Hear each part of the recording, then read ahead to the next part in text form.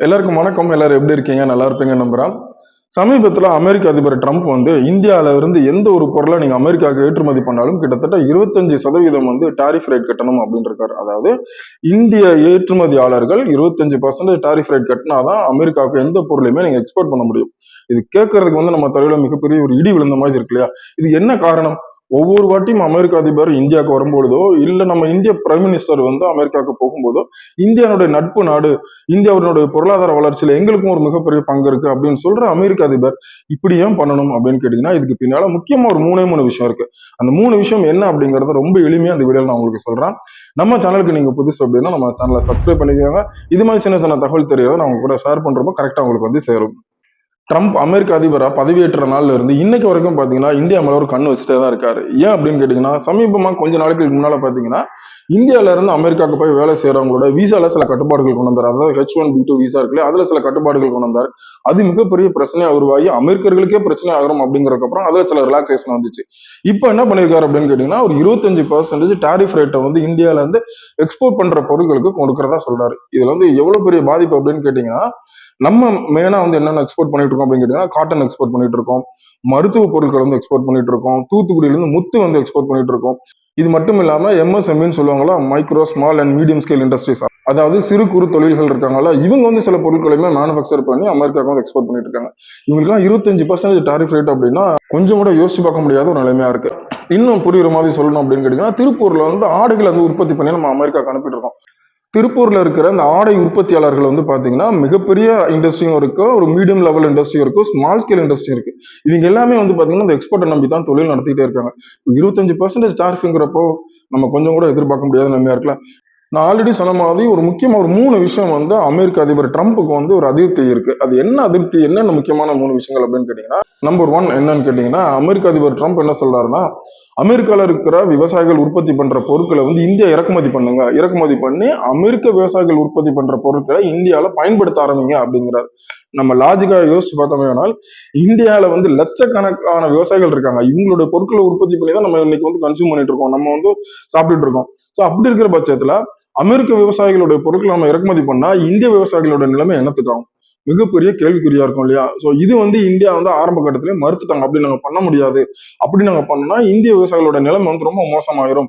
ஏற்கனவே விவசாயம் வந்து ரொம்ப பின்தங்கி போயிருக்கிற கண்டிஷன்ல நாங்க கொஞ்சம் கொஞ்சமா விவசாயத்தை மேல கொண்டு வரணும்னு நினைச்சிட்டு இருக்கிற பட்சத்துல அமெரிக்க விவசாயிகளுக்கு உதற அளவுக்கு இப்போ இந்தியாவுக்கு வந்து எந்த ஒரு இதுவுமே இல்லை அப்படின்னு சொல்லி இதை வந்து நம்ம நிராகரிச்சோம்.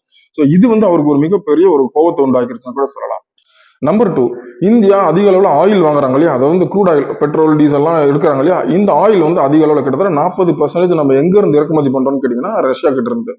அமெரிக்காவுக்கு ஏற்கனவே ரஷ்யா பிடிக்காது, பொருளாதார பிரச்சனைகள் இருக்கு, மிலிட்டரி பிரச்சனைகள் இருக்குங்கிறதுனால இந்தியாவுக்கு என்ன ஒரு ஆர்டர் கொடுக்காரு அப்படின்னு கேட்டீங்கன்னா, இந்தியா வந்து இதுக்கு மேலேயும் வந்து ரஷ்யா கிட்ட இருந்து நீங்க அந்த ஆயில் எல்லாம் வாங்கக்கூடாது, எண்ணெய்களை வந்து இம்போர்ட் பண்ணாதீங்க, நாங்க சில விஷயங்கள் சொல்றோம், அதை நீங்க வந்து அங்க இருந்து அந்த நாடுகள்ல இருந்து நீங்க வாங்குங்க, அதாவது மிடில் ஈஸ்ட் கண்ட்ரிஸ்ல இருந்து இறக்குமதி பண்ணுங்கன்றாங்க.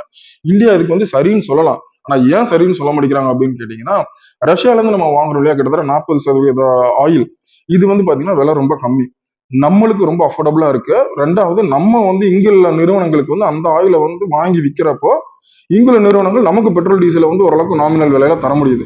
ஸோ அப்படி இருக்கிற பட்சத்துல இந்தியா என்ன சொல்றாங்கன்னா, அமெரிக்கா கை காட்டுற இடத்துல இருந்து நாங்க வந்து ஆயில் வாங்குறோம், எண்ணெய் வந்து இம்போர்ட் பண்றோம் அப்படின்னாக்கா எங்களுக்கு வந்து கட்டுப்படி ஆகாது. இந்த எண்ணெய் வந்து எங்களுக்கு வந்து ஓரளவுக்கு சீப்பா இருக்கு, அதுவும் நல்ல குவாலிட்டியாவும் இருக்கிறதுனால நாங்க இங்கதான் வாங்க முடியும், நீங்க சொல்ற மாதிரி எங்களால வாங்க முடியாது அப்படின்னு சொல்லி இந்தியா வந்து நிராகரிச்சிட்டாங்க.